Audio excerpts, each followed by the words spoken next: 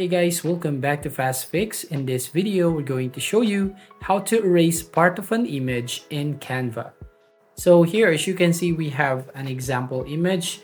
Now, if you want to erase part of an image, so basically what you're going to do is select this image or click on the image and then click on Edit Photo option right there at the top.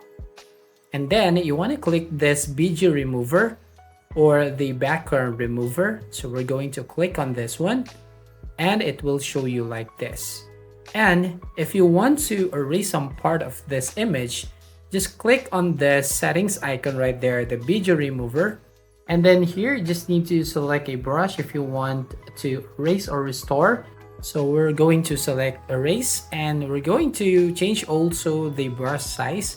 Now let's try to use this one. So basically here, if we're going to erase this part of the image and also another one right here. So yeah, that's it. That's how you basically use this background remover. So you're gonna make sure that you subscribe to Canva Pro to be able to use this feature. So that's it. That's how you basically erase part of an image in Canva. So if you find this video helpful, please consider to like and subscribe to this channel. And don't forget to hit the notification bell to notify you on the next video.